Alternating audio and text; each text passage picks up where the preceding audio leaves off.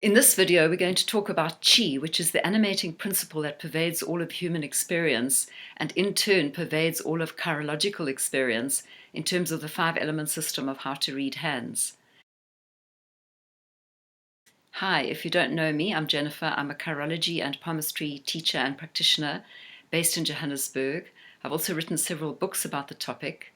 And actually, I'd love to invite you to visit my website. When you subscribe there, you'll receive a free PDF, a download, on the various fingerprints and their meanings. With that being said, let's jump right in. So Chi is the God principle. Chi in chirology, being the 5th element, relates to everything spiritual, everything intuitive, everything that is of the unseen realms. Its primary principle is the I am that I am, the God consciousness that we all carry. And this is what makes 5-element chirology so unique, is the emphasis on the spiritual area of people's lives. In my analogy of chirology being like a weaving, an experience that people have that is woven together by the chirologist, by the hand reader, I like to think of the Chi as the thread. It's that which is inextricable. In other words, basically your intuition. We cannot extricate intuitive perceptions, let's call them, from the hand reading experience. Chi in the 5-element system of how to read hands governs that which is invisible, that which is mysterious. For example, channeling, when information just pours through from the God source. There's no ways we can teach that or even learn that officially.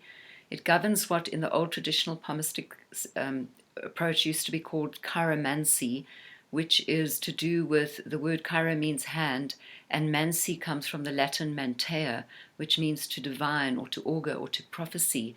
So it's everything that is very, very intangible. It's to do with the psychic aspects of how to read hands, and these being very inextricable. And I really feel actually that it's almost like 1/3 of the hand reading experience. We need to know how to have a system, like for example, the morphology of the hand, how to identify the various markings and so on. And we need to know how to deliver. So that's the beautiful thing about 5-element chirology as well, is that we've got this beautiful thing called the 5 realms. It's a model of how to coach and how to counsel people with hand reading.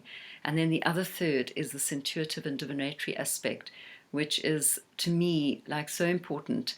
We can't really extricate it, we can't pull it out and exclude it from the experience of reading hands. Other areas of Chi are related to everything to do with higher self, so transcendence, divinity, your personal religious and spiritual experience. There's a specific guideline in 5-element chirology which helps the reader to explore the person's religious and spiritual life experience.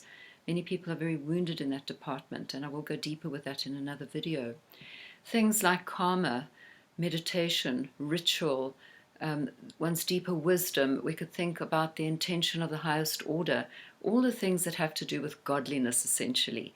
And this does, again, make the 5-element chirology system of how to read hands quite unique because of the emphasis on the spiritual area. Chi is represented by a teardrop, and it is purple or lilac. And as per this image, it's at the top tier, it's the 5th element. And I've mentioned before that this image rather has nothing whatsoever to do with the chakras. It just is a representation of that of which we are composed, namely the elements. And also, as you can see in this image, which is the cover of one of my books, I've used the symbols for the elements, which is a square, a circle, a triangle, a cup, and a teardrop, interlinking with one another to represent the 5-element system. Unlike the 4 elements, the 4 primary elements, there is no Chi hand shape per se. You might look for a certain sheen at the top of people's hands to sense into how spiritually developed they are and how important their spirituality is in their life.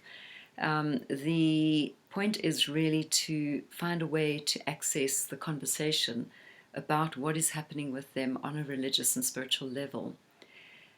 Please like, subscribe, share with your friends, and see you next week. Bye for now.